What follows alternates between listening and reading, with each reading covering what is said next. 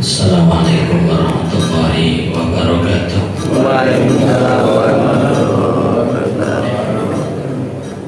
Alhamdulillah, wassalatu wassalamu ala Rasulillah. La haula wala quwata illa billah, ma ba'd. Alhamdulillah, bersyukur kepada Allah Ta'ala. Pada pagi hari ini kita sudah mendapatkan siraman rohani dari Bapak Dr. Tisrahman Rais Anhu. Mudah-mudahan apa yang telah disampaikan menjadi ilmu yang bermanfaat buat kita semuanya. Amin. Alhamdulillah, kita bisa melanjutkan kajian tafsir Al-Barawi yang pada hari ini kita akan baca ayat 58 dan ayat 59. Bisa dibuka di buku halaman 128, dan ini singkatnya, nanti hanya beberapa halaman, bahkan cuma 3 halaman yang mungkin dalam waktu setengah jam selesai membacanya. Untuk mengawalinya, seperti biasa kita baca dulu ayatnya, yaitu surat Al-Baqarah ayat 58 sampai 59. A'udzu billahi minasy syaithanir rajim. A'udzu billahi minasy syaithanir rajim. Wa idh qulna adkhulu hadhil qaryah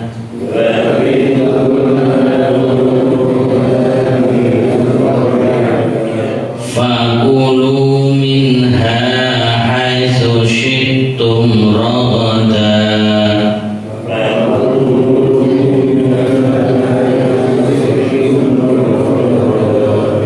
wadkhulul baba sujjada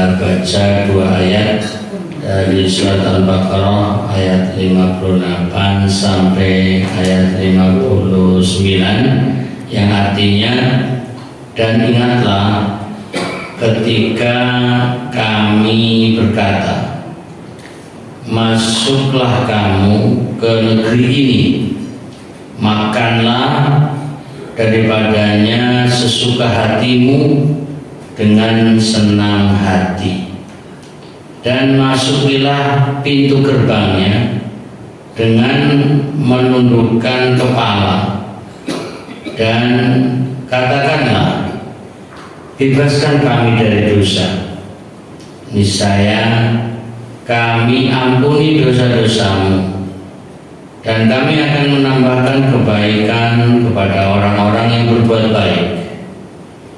Ayat 59. Lalu orang-orang yang zalim menukar dengan perkataan yang tidak dikatakan kepada mereka. Karena itu kami turunkan kepada orang-orang yang zalim hukuman dari langit, sebab mereka berbuat fasik. Baik jamaah yang dirahmati Allah, mengulang kembali untuk mengingatkan bahwa ayat-ayat yang kita baca adalah terkait tentang Bani Israel. Jadi untuk mengingat dari ayat 40 kita sudah membahas tentang Bani Israel. Terutama diingatkan kepada Allah nikmat-nikmat yang didapat Bani Israel. Nah, di antara nikmat yang Allah berikan, diselamatkan dari kezaliman Fir'aun. Jadi penguasa dari masa ke masa seringkali melakukan kezaliman kepada rakyatnya. Tadi sekilas saya dengar Bapak Ustadz Talanais menyinggung ada kezaliman yang dilakukan pihak-pihak tertentu sampai memagari laut. Ya, tadi katanya bicara akhlak tapi kemudian melebar sampai ke laut. Ya, bahwa memang kezaliman bisa terjadi dimanapun dan kapanpun, dari masa ke masa, dari penguasa ke penguasa. Termasuk dulu Fir'aun melakukan kezaliman terhadap Bani Israel. Lalu Allah selamatkan melalui pahlawan kemerdekaan yang kita kenal dengan Nabi Musa alaihissalam, yang dibantu oleh saudaranya Harun alaihissalam. Itu adalah pahlawan kemerdekaan, dan kenikmatan yang didapat adalah bisa selamat dari kezaliman itu, walaupun caranya harus pindah tempat. Jadi kezaliman terjadi di wilayah Mesir, kemudian Allah selamatkan dengan pindah dari Mesir ke Palestina, yaitu tepatnya di Baitul Maqdis. Karena itu dalam ayat ini perintahnya udkhulu hadhil qaryah, yaitu masuklah kamu atau kalian Bani Israel ke negeri ini. Al-Qaryah itu secara bahasa desa, kampung, tapi kemudian diartikan adalah negeri. Nah, dalam ayat memang tidak disebutkan nama dari Qaryah, tapi kebanyakan para ahli tafsir menyebutnya Baitul Maqdis. Coba kita ikuti dulu apa yang ada di dalam buku keterangan ringkas. Dalam dua ayat ini Allah menerangkan sebagian kejahatan yang mereka lakukan. Allah menyuruh mereka masuk ke dalam suatu negeri dengan sikap khusyuk kepada Allah. Jadi dalam ayat ini perintah Allah kepada Bani Israel yang sudah selamat dari kezaliman Fir'aun, bebas merdeka dari penjajah, lalu dituntut untuk taat kepada Allah sebagai bentuk syukur atas nikmat yang didapat, yaitu diantaranya untuk memasuki negeri yaitu Baitul Maqdis, dan juga menikmati makanan yang ada, termasuk untuk masuk pintu al-bab, yaitu disebutkan di situ pintu gerbangnya dengan cara sujada. yaitu menundukkan kepala. Jadi perintahnya hanya masuk dengan akhlak yang mulia, yaitu menundukkan kepala, kemudian mengucapkan doa, yaitu untuk minta ampun, bebaskan kami dari dosa. Kalau bahasa kita, Rabbi firli, ya, ampunilah aku, atau Allahumma gfir lana, ya Allah ampunilah kami, hanya semacam itu. Tetapi sebagian dari mereka melanggarnya, ya, dan menyalahi perintahnya. Nah, disinilah kesombongan Bani Israel. Sudah diberi kenikmatan tapi tetap melanggar aturan, tidak taat kepada Allah. Karena itu Allah menurunkan azab kepada mereka dari langit sebagai pembalasan terhadap kedurhakaan dan dosa-dosa yang mereka lakukan. Jadi sayang sekali mereka sudah dibantu dan ditolong, ya, dengan kebebasan dan kemerdekaan, tapi tidak memanfaatkan kemerdekaan itu, tapi malah melanggar aturan-aturan. Memang ayat ini bicara tentang Bani Israel, tapi kita bisa ambil pelajaran buat siapapun, termasuk kita. Katakanlah negeri kita Indonesia sudah merdeka dari penjajahan Belanda. Apakah kita tidak bersyukur dengan kemerdekaan ini? Kalau masih ada orang yang melanggar aturan Allah, malah melakukan kezaliman demi kezaliman, apalagi statusnya sebagai pejabat, sebagai penguasa, melakukan pelanggaran-pelanggaran, itu durhaka bukan hanya kepada Allah Ta'ala, tapi juga itulah melakukan kezaliman dan kezaliman kepada rakyat dan bangsa Indonesia. Waspadalah, bisa turun azab kepada mereka yang melanggar aturan Allah. Nah, ini kita ambil hikmahnya di balik ayat bicara tentang Bani Israel, tapi bisa kita ambil pelajaran untuk kita sebagai orang Indonesia. Dan ayat ini bisa berlaku di Gaza, ya, dimanapun setelah umpamanya gencatan senjata, ya, itu bisa harus mengambil sikap-sikap yang menunjukkan kesyukuran. Nah, jangan malah melakukan pelanggaran-pelanggaran. Nah, manapun, dimanapun, negeri apapun, dimanapun, ya, kalau sudah mendapatkan kenikmatan harus bersyukur kepada Allah Ta'ala. Nah, yang kita ambil pelajaran di sini adalah bagaimana sikap Bani Israel yang justru melanggar aturan, maka efeknya mendapatkan azab dari Allah. Kita ucapkan na'udzubillahi min dzalik. Kita masuk pada tafsirnya. Pada bagian pertama, wa idh qulna dkhulu hadhil qaryah, dan ingatlah ketika kami berkata, masuklah kamu ke negeri ini. Penjelasan Al-Quran tidak menerangkan dengan jelas negeri mana yang dimaksud ini. Karenanya tidaklah perlu di sini dijelaskan lebih lanjut.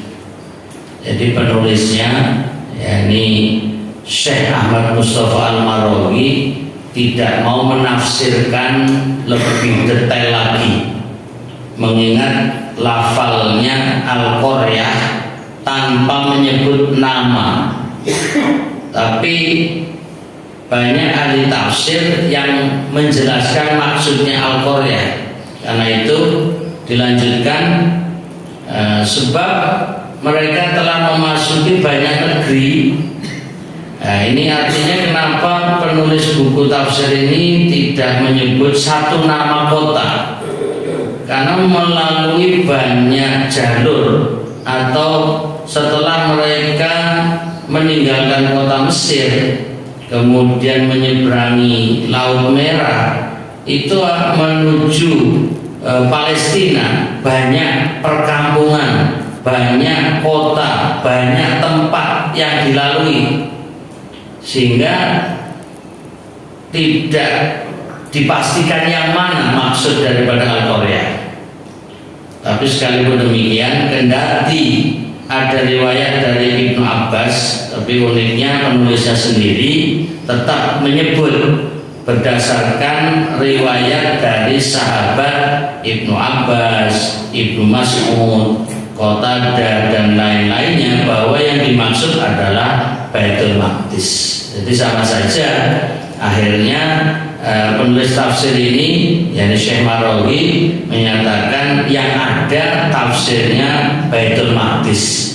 Oleh karena itu di terjemahan bahasa Indonesia ketika menerjemahkan kata negeri Al-Qaryah itu kemudian dalam kurung Baitul Maqdis, itu untuk memperjelas maksud daripada Al-Qaryah, karena memang ada riwayat dari para ahli tafsir di kalangan sahabat dan diantaranya adalah Ibnu Abbas radhiyallahu anhu. Kemudian masuk pada huruf B, yaitu perintah Allah Ta'ala. Ya, setelah Bani Israel diminta masuk kepada Al-Qaryah, mungkin kita milih lebih jelas Baitul Maqdis atau lebih gampangnya Palestina. Maka fakulu minha haitsu syi'tum raghadan. Huruf B terjemahannya, makanlah daripadanya sesuka hatimu dengan senang hati. Penjelasan, makanlah daripadanya dengan perasaan senang dan hati lapang di mana saja kamu sukai. Ini sebenarnya satu kenikmatan. Setelah kemerdekaan memasuki wilayah baru, ya, kalau mungkin bahasa Nabi dulu hijrah dari Mekah ke Madinah.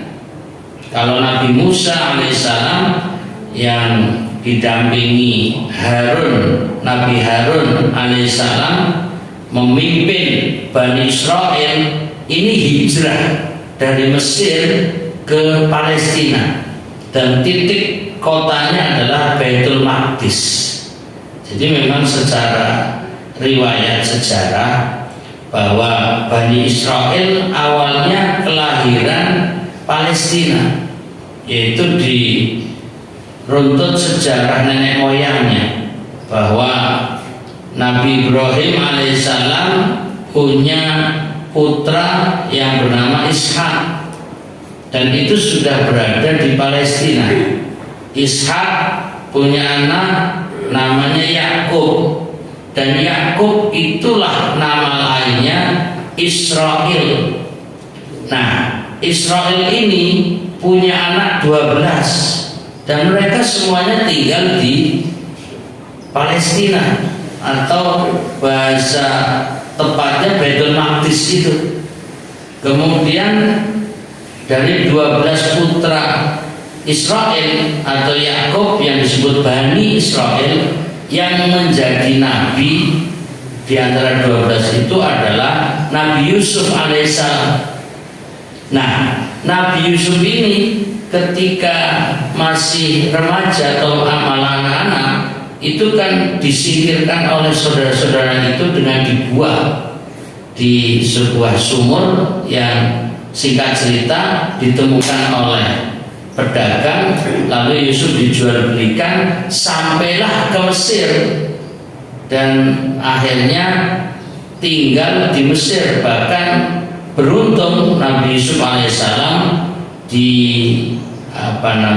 dirawat dan dibesarkan di istana kerajaan, yang pada akhirnya nanti Nabi Yusuf menjadi pejabat kerajaan.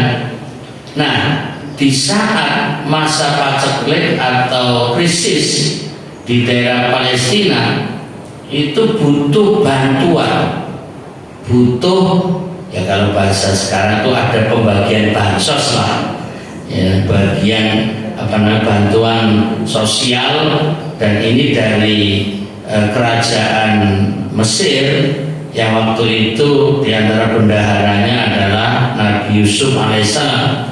Maka keluarga Bani Israel itu diboyong oleh Nabi Yusuf ya untuk tinggal di Mesir. Inilah awal mula perpindahan Bani Israel dari Palestina ke Mesir, dan itu cukup lama ya, dari masa ke masa. Di saat hidup bersama Nabi Yusuf aman, nyaman, karena terlindungi oleh kekuasaan yang mendukung itu. Tapi berjalannya waktu, ada pergantian kekuasaan, yaitu sampai pada masa Fir'aun yang mendolimi, menindas dan menjajah Bani Israel yang dianggap mereka adalah kaum pendatang, bukan penduduk asli Mesir. Karena yang dianggap penduduk asli adalah Kipti, yaitu bangsa Kipti yang berkuasa saat itu. Maka Bani Israel tertindas dari zaman ke zaman sampai datanglah masa Nabi Musa alaihissalam, dan itu cukup lama. Ya seperti halnya Indonesia, namanya diceritakan terjajah atau dijajah oleh Belanda sampai 350 tahun. Nah, kalau Bani Israel tidak tercatat secara detail berapa lama ya terdolimi dan tertindas oleh penguasa yang bernama Fir'aun. Jadi Fir'aun itu bukan nama orang, tapi nama kerajaan ya. Rajanya ganti-ganti dan itu selalu menindas. Maka ketika pahlawan kemerdekaan yaitu Nabi Musa dan Nabi Harun alaihissalam membawa Bani Israel kembali ke kampung halaman Al-Qaryah, jadi ibaratnya pulang kampung, masuk untuk pulang kampung karena nenek moyangnya berasal dari Baitul Maqdis di Palestina. Nah, ini untuk mengulang sejarah apa yang terkait dengan ayat ini. Ini tidak berarti kemudian seperti Israel mengusir ya umat Islam yang ada di Gaza itu sah, karena memang nenek moyang dari Bani Israel di Palestina. Berarti non Palestina, artinya non Israel berarti bukan bangsa Palestina. Nah, ini tidak demikian. Itu nanti panjang riwayatnya, karena memang sebenarnya yang menjadi penjajah saat ini adalah Zionis. Jadi Zionis dengan bangsa Yahudi yang keturunan dari Bani Israel itu sebenarnya juga tidak semuanya mendukung kekejaman, kezaliman dan kekerasan yang dilakukan Zionis saat ini dalam membantai umat Islam khususnya di Gaza. Nah, itu nanti bisa dibaca sejarahnya. Nah, ini hanya mengkait-kaitkan biar agak ada gambaran bahwa kenikmatan yang didapat adalah menikmati suasana kampung halaman yang begitu indah, dan makanan yang tersedia tinggal makan saja. Kulu, makanlah ya, kulu ya, kalau dalam bahasa Arab ada kulu wasrobu ya, makan dan minum. Dan ini secara sukacita, haitsu syi'tum, terserah. Syi'tum itu dari kata sya'a. Sya'a itu menghendaki, seperti insya'a Allahu ya, jika Allah menghendaki. Nah, di sini haitsu syi'tum yaitu dengan kehendak kalian, rogoda itu dengan senang hati. Jadi satu kenikmatan yang luar biasa, masuk kampung halaman tinggal menikmati makanan, dan juga masuk berikutnya wadkhulul baba sujada wa qulu khittatun naghfir lakum khotoyakum ya. Jadi di huruf C ini selanjutnya masih pada ayat 58, dan masukilah pintu gerbangnya kepada maksudnya adalah Al-Qaryah, yaitu Baitul Maqdis, ya, biar lebih jelas penafsirannya ke Baitul Maqdis, dengan menundukkan kepala sujada. Ya, dalam bahasa Arab ya sujud itu bisa artinya adalah hormat. Nah, hormat ini bisa dengan sujud. Nah, sujud itu bisa cukup maknanya dengan menundukkan kepala. Seperti halnya orang rukuk itu bisa semakna dengan sujud.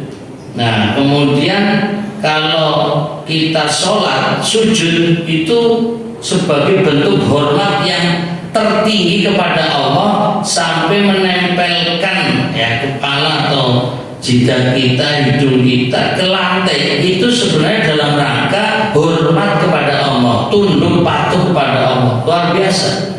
Jadi cara hormat kita dalam sholat itu tingkat tinggi. Itu bentuk penghormatan kepada Allah. Nah, dalam ayat ini hanya diterjemahkan sujada dengan menundukkan kepala, sebagaimana halnya ketika Allah Ta'ala memerintahkan kepada para malaikat dan juga kaum jin, diantaranya iblis, itu untuk sujud kepada Nabi Adam. Itu bukan sujud seperti kita sholat. Sujud yang dimaksud adalah hormat. Allah perintahkan kepada para malaikat untuk beri hormat kepada Nabi Adam. Tapi yang kita tahu, iblis membangkang, tidak mau hormat. Jadi pengertian sujud tidak selamanya sujud sebagaimana yang biasa kita praktekkan dalam sholat. Jadi ada sujud yang maknanya hanya penghormatan. Lalu bentuk penghormatannya bisa berupa menundukkan kepala, ya. Mungkin setiap bangsa punya cara sendiri. Ya, mungkin di Jepang, nah itu cara menghormati, ya, menundukkan kepala. Kemudian ada orang yang kalau hormat pakai angkat apa ini? Telapak tangan yang tempelkan di atas mata atau di kening ini, hormat, gerak, ambil. Itu kan sebenarnya bentuk hormat. Itu ya sujud sebenarnya maknanya, cuma beda gaya, beda model. Jadi malah di Indonesia aturannya kalau pakai apa ya? Kalau nggak boleh pakai angkat tangan apa? Yang kalau pakai peci atau pakai topi itu, atau malah nggak pakai topi. Jadi beda-beda kan, ada beberapa aturan gitu. Jadi dari bangsa satu dengan bangsa yang lain cara hormatnya beda. Nah, dalam hal ini memaknai sujada, orang-orang yang datang ya dari Mesir, yaitu Bani Israel, untuk menundukkan kepala saja sebagai bentuk hormat kepada wilayah yang baru dimasuki ini. Kemudian disertakan untuk mengucapkan qulu hittah, ya. Jadi untuk mengucapkan hittah, yaitu untuk minta ampun. Tapi apa yang terjadi? Nah, coba kita baca dulu. Masuklah kamu ke pintu pengampunan dengan khusyuk, ya. Kepala tertunduk dan berserah diri kepada Allah. Ini salah satu penjelasannya. Atau boleh juga diartikan, ini tafsir yang lain, jika kamu masuk pintu itu, maka sujudlah kepada Allah demi mensyukuri nikmat-nikmat yang diberikan kepadamu, karena kamu telah dikeluarkan dari kebingungan, ditolong, mengalahkan musuh kamu, dan mengembalikan kamu kepada kesenanganmu. Sebab itu sekarang berdoalah, kami mohon kepadamu, hai Tuhan kami, untuk menghapuskan dosa dan kesalahan-kesalahan kami. Yang paling penting diantaranya adalah kufur terhadap nikmat, tidak tahu mensyukuri nikmat. Jadi singkatnya bahwa Allah perintahkan kepada Bani Israel untuk tunduk patuh kepada Allah di Baitul Maqdis, atau mungkin bahasa singkatnya untuk sholat dan berdoa. Tapi apa yang terjadi? Nah, mereka tidak melakukannya.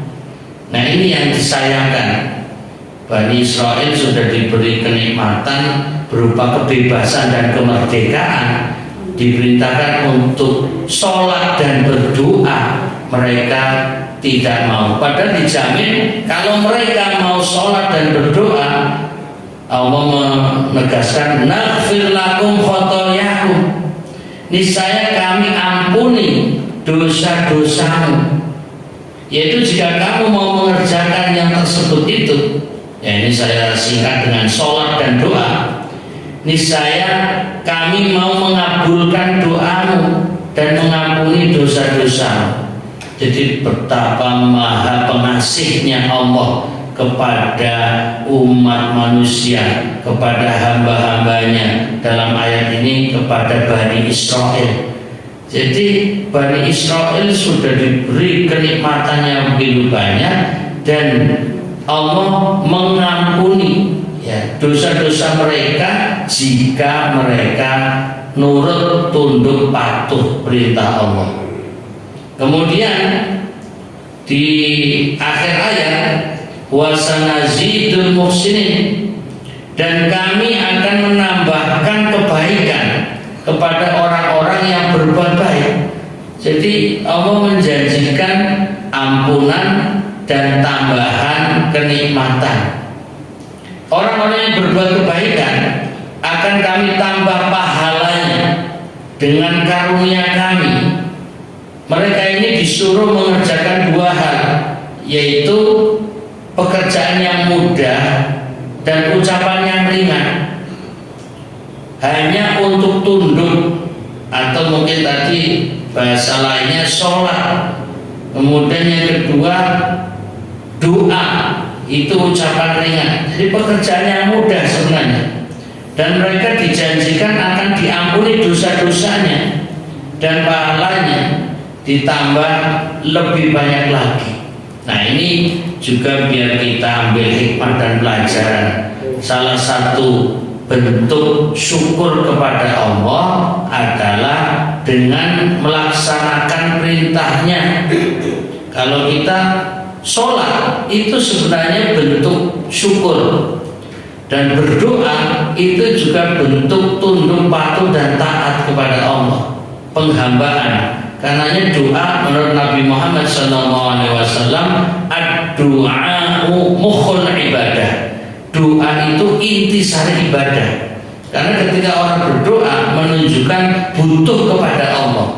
Dan ini sebenarnya yang diminta Allah kepada Bani Israel, sholatlah, doalah, itu saja. Dan kalau mau melakukan, maka akan diampuni dosa apapun pelanggarannya, dan akan ditambahi nikmat yang Allah berikan. Selanjutnya, nah inilah ayat 59, gambaran Bani Israel melanggar aturan. Fabaddala alladziina dzalamu qawlan ghairal ladzi qila lahum. Lalu orang-orang zalim, nah ini gambaran Bani Israel. Di antara mereka ada yang zalim, tentu tidak semuanya, tapi ada di antara mereka yang berbuat zalim, yaitu menukar dengan perkataan yang tidak dikatakan kepada mereka. Jadi Allah merintahkan untuk hittah, ya, mengucapkan hittah artinya ampunilah, tapi mereka merubah itu, yaitu lihat di halaman 130. Lalu mereka melanggar dan tidak mau mengikuti perintah. Pelanggaran disebut dengan menukar, ya. Jadi badala itu menukar, dan itu sebagai pelanggaran, adalah sebagai isyarat bahwa orang yang diperintah mengerjakan sesuatu lalu dilanggarnya perintah itu, berarti ia seolah-olah mengingkari perintah yang diberikan kepadanya dan mengaku bahwa ia diperintah dengan yang lain. Jadi yang dimaksud di sini bukan mereka disuruh mengerjakan sesuatu dan mengucapkan kata-kata dalam rangka peribadatan yang merupakan jalan mendapatkan pengampunan atas segala dosa-dosanya. Lalu mereka ucapkan kata-kata lain dan menyalahi perintah, dan jadilah mereka ini orang-orang fasik. Sebab alangkah mudah bagi manusia menggerakkan lisannya untuk berdoa. Nah ini kalau ini Bani Israel, mereka merubah apa yang diperintahkan Allah, tinggal melakukan apa yang diperintahkan, mengucapkan apa yang sudah ditentukan, tapi mereka merubah, mengganti. Kalau dikaitkan dengan umat Islam, Nabi SAW mengistilahkan adalah laksanakan apa yang Allah perintahkan dan Nabi jelaskan. Tapi banyak umat Islam yang kemudian merubah. Nah itu istilahnya bid'ah. Jadi orang-orang yang kemudian disebut ahlul bid'ah adalah mereka merubah, menambahi atau mengurangi apa yang sudah ditentukan. Masalah ibadah secara umum, baik itu sholat ya atau amalan-amalan yang lain yang Allah perintahkan adalah sudah ditentukan. Umpamanya Nabi memerintahkan shollu kama ra'aitumuni usolli, sholatlah sebagaimana kalian melihat aku sholat. Itu perintah kepada para sahabat. Lalu jadi ilmu turun-temurun. Kok ada orang yang melakukan sholat yang merubah-rubah, baik itu tata caranya, bacaannya dan lain sebagainya, atau menambah-nambah sholat yang tidak ada contohnya dari Nabi Muhammad SAW. Itu disebut ahlul bid'ah. Maka kalau dikaitkan ahlul bid'ah itu mirip Bani Israel yang melanggar, merubah aturan yang telah ditetapkan. Karena itu waspadalah. Kenapa? Karena ancamannya adalah azab. Nah di situ makanya kalau dalam Islam siapa yang melakukan perbuatan bid'ah itu disebut dolalah. Fakullu dolalah finnar, maka orang yang sesat akan masuk ke dalam neraka. Na'udzubillahi min dzalik. Ini serupa. Bani Israel diperintahkan untuk tunduk sujadah dan untuk mengucapkan khitab, tapi mereka melanggar, merubah.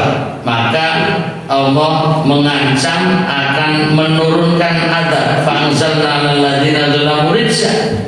Ya, akan menurunkan azab turun dari langit. Nah, itu sama dengan umat Islam. Siapa yang melakukan perubahan-perubahan ibadah, maka disebut ahlul bid'ah. Dan fakullu bid'atin dolalah. Setiap bid'ah itu sesat, dan setiap kesesatan akan dimasukkan ke dalam neraka. Nah, ini ada semakna, walaupun tentunya beda bentuknya. Selanjutnya, mengingat waktunya, hanya saja seorang pendurhaka itu berbuat durhaka kepada Tuhannya kalau ia dibebani kewajiban yang terasa berat baginya dan di luar kebiasaannya. Lantaran beban seperti itu akan membuat hati tidak tertarik dan terasa asing.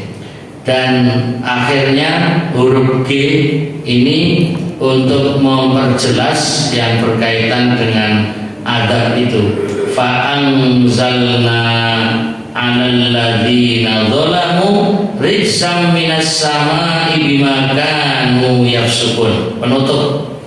Al-Quran tidak menerangkan dengan jelas hukuman ini. Artinya tadi, karena itu kami turunkan kepada orang-orang yang zalim hukuman dari langit. Jadi Bani Israel yang merubah aturan itu disebut orang-orang yang zalim. Lalu Allah menurunkan hukuman dari langit sebab mereka berbuat fasik. Jadi gambaran fasik adalah orang yang melanggar aturan, dan diantaranya mereka disebut zolim. Jadi zolim, fasik. Zolim adalah meletakkan sesuatu tidak pada tempatnya. Jadi orang yang keluar dari jalur kebenaran bisa juga disebut fasik, dan fasik itu bisa kembali lagi kepada jalan yang benar. Diibaratkan fasik itu seperti tikus, yaitu tinggal di lubang yang kemudian nanti keluar cari makan, kemudian kembali lagi ke lubang tempat tinggalnya si tikus itu. Jadi sebenarnya fasik itu istilah untuk tikus. Maka orang yang berbuat zalim disebut fasik seperti tikus. Itu keluar masuk. Maksudnya kalau pas benar, dia di jalur yang benar, itu di rel yang lurus, siratal mustaqim. Nanti ketika keluar dari kebenaran, itu disebut fasik, seperti tikus keluar masuk dari lubang. Kemudian disebutkan, ya, karena tidak disebutkan tentang hukuman ini, jadi kita biarkan saja dalam bentuknya yang samar ini. Jadi penulis tafsir ini tidak mau panjang lebar bentuk-bentuk azab yang Allah berikan, yang Allah turunkan kepada Bani Israel yang berbuat zalim, yang kemudian mereka disebut fasik. Meski banyak di antara ahli tafsir, ini menurut Syekh Al-Marawi, mengatakan hukuman ini berupa penyakit taun, yaitu wabah pes. Ya, mungkin seperti halnya kemarin ada kasus wabah corona gitu kan. Itu bisa diartikan sebagian orang sebagai adab, itu ada. Nah ini, tapi dalam Al-Quran ini tidak disebutkan bentuk adabnya. Allah telah menghukum Bani Israel dengan beberapa macam hukuman, menyusul setiap jenis terjadinya kedurhakaan dan kezaliman yang dikerjakannya. Jadi tidak hanya sekali dua kali pelanggaran yang dilakukan Bani Israel. Mereka seringkali ditimpa penyakit taun dan dikalahkan musuh disebabkan oleh kedurhakaan, dosa dan pelanggaran mereka terhadap agamanya yang sudah berulang kali. Jadi waspadalah, jangan meniru Bani Israel yang tidak bersyukur atas segala nikmat yang didapat, malah justru mereka banyak melakukan kezaliman demi kezaliman, sehingga mereka disebut kaum fasikin. Na'udzubillahi min dzalik. Demikian, mudah-mudahan kita tetap di jalur siratal mustaqim.